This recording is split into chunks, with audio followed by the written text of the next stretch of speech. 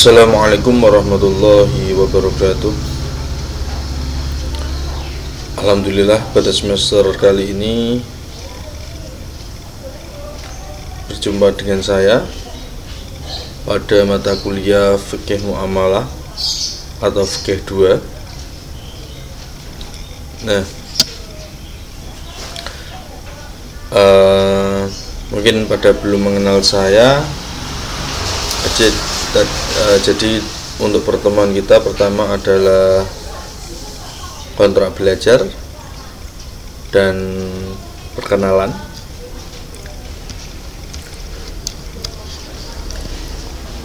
Untuk itu, informasi umumnya adalah nama mata kuliah kita Fikih Muamalah dengan kode mata kuliah 31011113,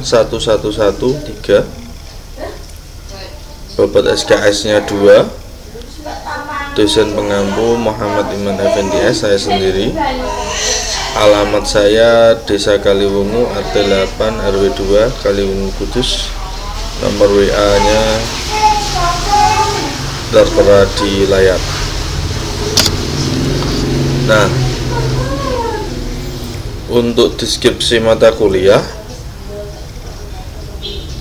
jadi kita tahu bahwa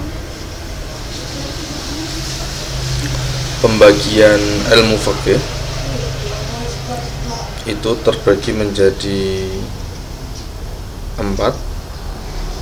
Yang pertama adalah fikih ibadah, yang kedua adalah fikih muamalat, yang ketiga adalah fikih munakahat, dan yang keempat adalah fikih jinayat.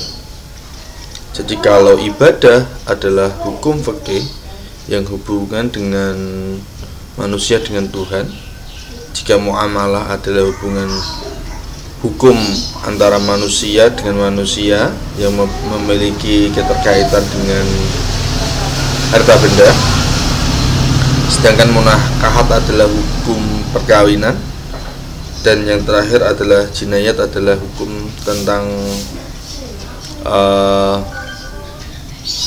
perbuatan-perbuatan yang dilarang oleh agama dan bisa menimbulkan hukuman, begitu. Jadi yang kedua adalah yang kita bahas dalam satu semester adalah fikih muamalat. Di sini mata kuliah ini membekali mahasiswa untuk menjelaskan dan menganalisis tentang fikih yang berkaitan dengan transaksi muamalah antar manusia. Jadi transaksi muamalah ini bisa berupa tukar barang satu dengan barang yang lain, meminjam jasa orang satu dengan yang lain.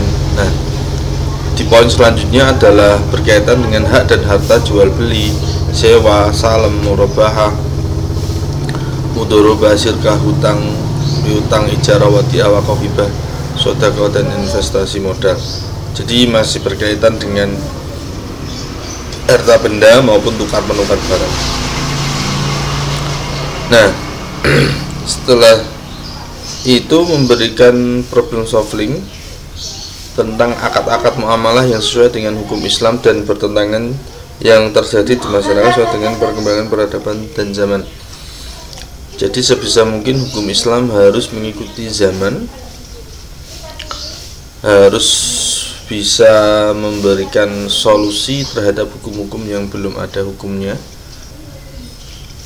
yang sesuai dengan kaidah hukum Islam dan tidak bertentangan dengan masyarakat. Jadi seperti itu.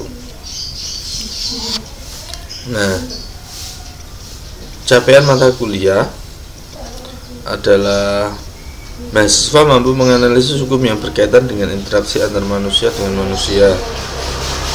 Diharapkan selama mengikuti kuliah ini, mahasiswa bisa menganalisis hukum muamalah yang terjadi di lapangan itu seperti apa. Nah, yang kedua, mampu menganalisis akad-akad muamalah yang sesuai dengan kaidah agama Islam dengan baik dan benar.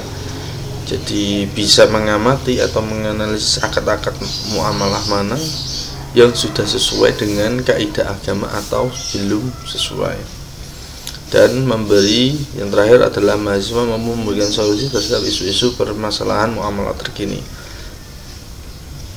sehingga nantinya mampu memberikan solusi terhadap permasalahan-permasalahan muamalah yang terbaru itu hukumnya bagaimana.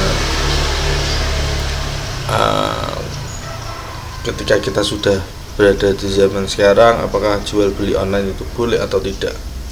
Nah, seperti itu. Nah, di tema-tema kuliah kita ada 12 poin. Jadi yang poin pertama nanti saya yang nyampaikan, poin kedua sampai poin 12 nanti teman-teman yang presentasi. Jadi kita butuh kelompok 11 kelompok ya. Nah, nanti silakan di download di RPS nya ada semua. Nah, untuk penugasan, karena kita kuliahnya online, jadi ada beberapa tugas yang sebelum yang offline itu belum ada, tetapi sekarang ada. Yang pertama adalah tugas nanti dikirimkan di V-Class IAIN Kudus maksimal hari presentasinya. Nah, setelah itu tugasnya itu berupa apa? Yang pertama adalah teman-teman nanti ada judul, mendapatkan judul, setelah itu membuat makalah terlebih dahulu. Setelah makalah jadi, membuat PPT terlebih dahulu. Setelah PPT jadi, baru membuat video presentasi sesuai dengan tema yang ditentukan. Jika video presentasi ini boleh semakin bagus video presentasinya, semakin bagus pula nilai dalam tugas. Nah, setelah jadi, mahasiswa mengupload tugasnya ke channel akun YouTube-nya kelas atau individu. Nanti bisa di-upload di kelas ataupun di individu, channel individu. Nah, adapun penilaian, teman-teman hadir di kelas atau hadir sudah presensi di kelas itu 20%, makalah dan video presentasi 20%, UTS-nya 25% dan UAS-nya 35%. Nah, tata cara perkuliahan daring di IAIN Kudus kita fokus di V-Class. Jadi masuk di aplikasi Semut IAIN Kudus, pilih V-Class, pilih sesuai jadwal mata kuliah, presensi di sana, presensi di V-Class. Jika presensi di V-Class tidak bisa presensi lewat WhatsApp Semut, WhatsApp di Semut. Jadi ada tata caranya. Setelah itu, kalau di mata kuliah saya tidak hanya presensi di V-Class juga, tetapi juga harus presensi manual di grup WhatsApp. Untuk apa? Jadi kita tahu bahwa orang ini tidak hanya presensi di V-Class saja, tetapi dia juga aktif di WhatsApp. Setelah itu mengikuti perkuliahan. Nah, sekian dari saya. Apabila ada yang belum jelas dan masih perlu dijelaskan, silakan nanti kita diskusi di grup. Terima kasih dari saya. Assalamualaikum warahmatullahi wabarakatuh.